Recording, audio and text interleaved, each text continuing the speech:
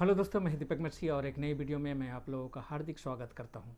दोस्तों, अभी हम जिस दौर से गुजर रहे हैं या बोले जिस समय में जी रहे हैं, बहुत ही क्रिटिकल समय है।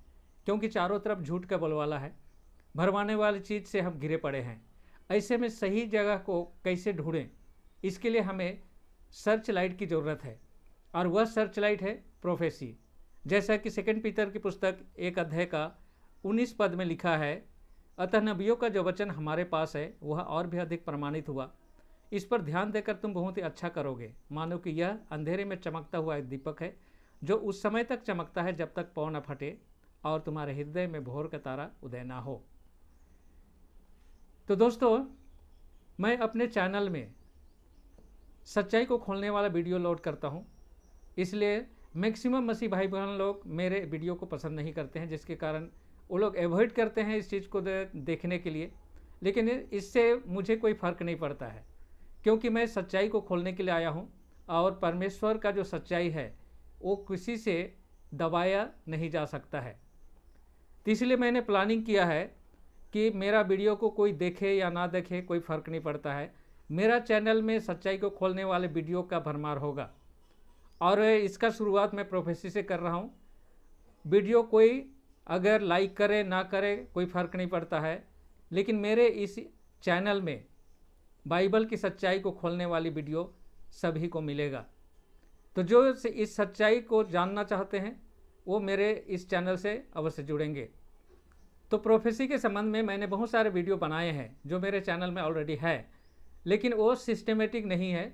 मैं इधर उधर से सब्जेक्ट को लिया है, लेकिन अब मैंने प्लानिंग किया है कि प्रोफेसी को मैं स्टेप बाय स्टेप अच्छी तरह से एक्सप्लेन करने वाला वीडियो अपने चैनल में लोड करूं, और इसकी शुरुआत आज मैं कर रहा हूं। तो प्रोफेसी को समझने से पहले हमें इजराइल को समझने की ज़रूरत है, क्योंकि इजराइल के बिना प्रोफेसी को समझना बड़ा मुश्किल है, क्योंकि ये सारे घटना इजराइलियों के जीवन से जुड़ा हुआ है। तो सबसे पहले इस इजराइल के बारे में हमें जानने की ज़रूरत है। तो चलिए बाइबल इतिहास में इजराइल की भूमिका को देखते हैं। ये इजराइल नाम कहाँ से आया? तो दोस्तों, आप लोग अच्छी तरह से जानते हैं कि परमेश्वर ने याकूब का नाम बदलकर इजराइल रखा और यहाँ से ये इजराइल आता है। और उसके 12 जो बेटे थे, 12 ट्राइब, और इन्हीं को मिलाकर ये इजराइल बनता है। लेकिन इसका इतिहास यहाँ से शुरू नहीं होता है। इसका इतिहास अब्राहम से शुरू होता है, जब अब्राहम को परमेश्वर ने कॉल किया अपने पर्पस के लिए, और उसने प्रॉमिस किया कि अब्राहम के माध्यम से, उसके वंशजों के माध्यम से पूरे पृथ्वी का सल्वेशन होगा। जैसा कि उत्पत्ति की पुस्तक 12 अध्याय का 1 और 2 पद में लिखा गया है, तब यहोवा ने अब्राम से कहा, अपने देश, अपने कुटुंबियों तथा अपने पिता के घर से उस देश को चला जा जो मैं तुझे दिखाऊंगा। मैं तुझे एक बड़ी जाति बनाऊंगा और मैं तुझे आशीष दूंगा और तेरा नाम महान करूंगा, इसलिए तू आशीष का कारण होगा। आगे 3 पद में लिखा है, और जो तुझे आशीर्वाद देंगे मैं उन्हें आशीष दूंगा, तथा जो तुझे शाप दे मैं उसे शाप दूंगा, और पृथ्वी के सब घराने तुझ में आशीष पाएंगे।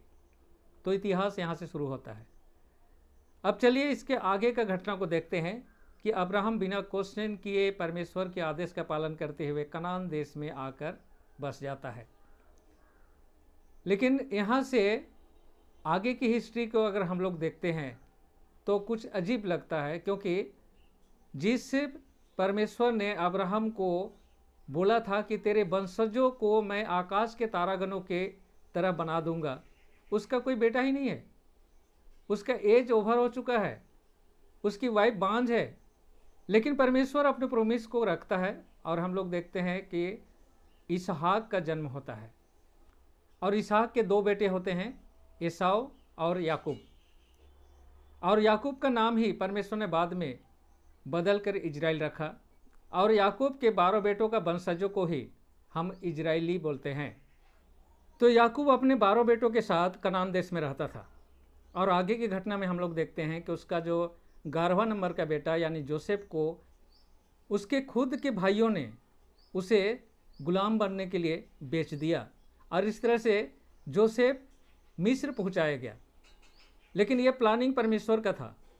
परमेश्वर जोसेफ के माध्यम से पूरे इजराइल जाति को बचाना चाहता था, क्योंकि आगे जो घटना घटने वाला था वो पूरे दुनिया में बहुत ही भयानक होने वाला था। क्योंकि 7 साल का बहुत ही भयानक अकाल पड़ता है और उस समय सिर्फ मिस्र में ही खाने की सामान पाया जाता था। तो हम लोग देखते हैं कि जिसे गुलाम बनाकर बेचा गया था वो वहाँ पर मंत्री बन जाता है और राजा के बाद दूसरा पद उसका होता है। और इस तरह से जोसेफ के माध्यम से याकूब के सारे वंशज मिस्र में जाकर बसते हैं और वे वहीं सेटल हो जाते हैं। लेकिन बाद में जो फराव आता है वह देखता है कि ये लोग संख्या में बढ़ रहे हैं, तब उन्हें गुलाम बना लेता है और इस तरह से इजरायली 430 साल तक गुलामी में जीते हैं। लेकिन बाद में परमेश्वर ने मूसा के माध्यम से उन्हें छुड़ाकर उनका प्रोमिस्ड लैंड कनान फिर से लेकर आता है और वहाँ आकर फिर से वे सेटल हो जाते हैं। अब यहाँ पर इजरायलियों के जीवन में बहुत सारे उतार चढ़ाव हम लोग देखते हैं और वो उतार चढ़ाव होने का कारण भी देखते हैं, क्योंकि परमेश्वर उनका प्रोटेक्टर था।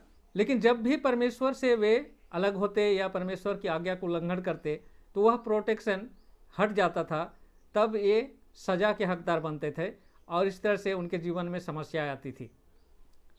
जब इजरायली लोग जोशुआ और कालेब के माध्यम से कनान में फिर से आकर सेटल हो गए तो उस समय इजराइल के चारों तरफ जो सराउंडिंग कंट्री था वहाँ पर राजा होते थे और वे इन इजरायलियों को परेशान करते थे।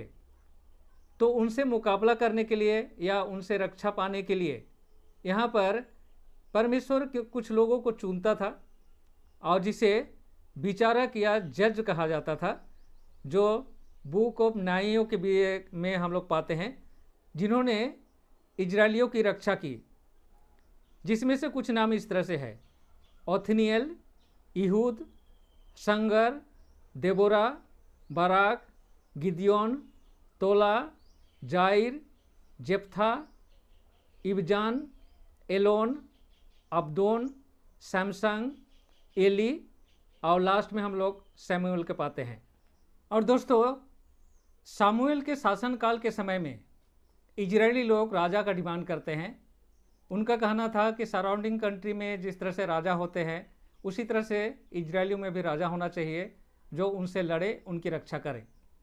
और इस तरह से पहला राजा का चुनाव होता है जिसका नाम था साउल, और उसके बाद साउल के बाद आता है दाऊद,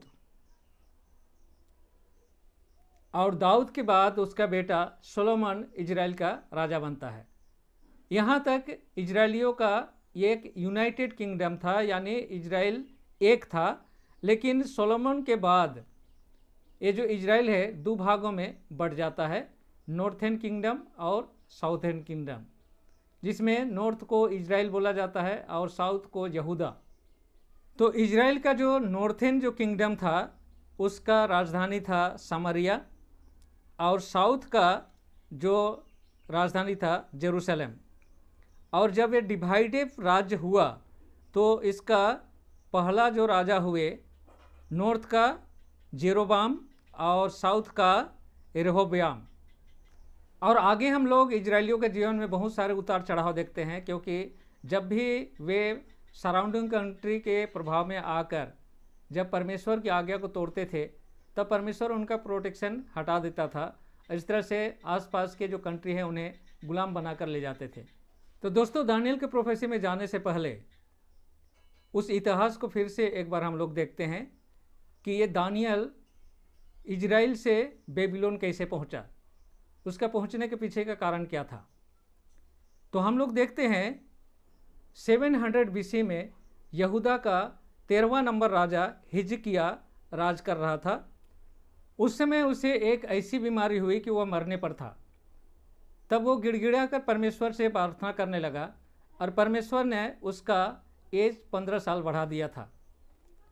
लेकिन परमेश्वर का इस अनुग्रह के लिए उसने परमेश्वर की महिमा नहीं की, बल्कि बेबीलोन का जो राजा था उसको देखने के लिए आया था, उसको अपने वैभव, अपनी प्रताप दिखाना और जितने भी अपने राज्य में था सारे को उनको दिखाया। तब उस समय का जो प्रोफेट था यशाया, उसने भविष्यवाणी की जो हमें यशायाह की पुस्तक 39 अध्याय में मिलता है।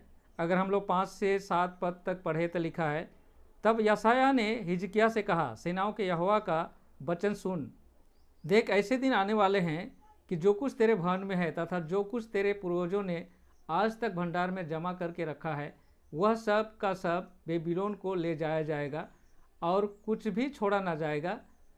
यह यहोवा की वाणी है। और तेरे पुत्रों में से जो तुझसे उत्पन्न होंगे और जिनका पिता तू ही होगा, अनेक बंदी बनाकर ले जाए जाएंगे और वे बेबीलोन के राजा के महल में खोजे बनेंगे। और इस तरह से यशायाह की वह भविष्यवाणी 95 ईयर्स लेटर, यानी 95 ईयर्स के बाद 605 BC में फुलफिल होता है। क्योंकि बेबीलोन का जो नया राजा नबूकदनेस्सर था वह यहूदा में आक्रमण करता है और यहाँ पर राजा को बंदी बनाकर और बहुत सारे राजकुमारों को बंदी बनाकर ले जाता है। और इस तरह से हम लोग देखते हैं कि एक बार नहीं बल्कि 3 बार यहाँ पर आक्रमण होता है। पहला आक्रमण जिस समय दानियल और उसके दोस्तों को पकड़ के ले जाया जाता है। दूसरा आक्रमण होता है 597 BC में और तीसरा आक्रमण होता है 586 BC में, और जिस समय पूरी तरह से यहूदा यानी इजराइल को बर्बाद कर दिया जाता है। तो दोस्तों, इजराइलियों को कैप्टिव में जाना ये परमेश्वर की तरफ से चेतावनी या पनिशमेंट था। जिस तरह से बच्चे जब बिगड़ जाते हैं तो उसको थप्पड़ मारा जाता है सुधारने के लिए, उसी तरह से इजराइलियों के जीवन में यह थप्पड़ था परमेश्वर का। हाँ, परमेश्वर ने प्रॉमिस किया था कि तुम गलती सुधार लोगे तो फिर से वापस तुम्हें अपने जगह में सेटल कर दिया जाएगा, और ऐसा किया भी परमेश्वर ने। तो इस तरह से परमेश्वर जो भी बोलता है वो पूरा करता है। जैसा कि यहूदा में जब आक्रमण हुआ था तो यिर्मयाह के माध्यम से परमेश्वर बता दिया था कि आगे को परमेश्वर क्या करने वाला है। जैसा कि यशायाह 25 अध्याय का अगर हम लोग 11 और 12 पद पढ़े तो कुछ इस तरह से लिखा है, और यह संपूर्ण देश उजाड़ और भयावह हो जाएगा और ये सब जातियाँ 70 वर्ष तक बेबीलोन के राजा के दासत्व में रहेगी। 70 वर्ष पूरे हो जाने पर मैं बेबीलोन के राजा और उस जाति को अर्थात कसदियों के देश को उनके अधर्म के लिए दंड दूंगा। यहोवा की यही वाणी है, और मैं उसे सदा काल के लिए उजाड़ दूंगा। और हम लोग इतिहास में देखते हैं तो जैसा यहाँ पर भविष्यवाणी किया गया था वैसा ही फुलफिल हुआ है। तो दोस्तों, आज के लिए मैं यहीं पर स्टॉप करता हूँ। इसके आगे की जो घटना को हम लोग नेक्स्ट वीडियो में देखेंगे। तो मैं विश्वास करता हूँ अगर आप सच्चाई को जानने की इच्छा रखते हैं तो ही आप मेरे इस वीडियो को देखें या मेरे चैनल से जुड़े। तो आज के लिए मैं विदा लेता हूँ, मिलता हूँ अगले वीडियो में। तब तक परमेश्वर का आशीषों का आनंद उठाइए। परमेश्वर आप लोगों के साथ हो। धन्यवाद।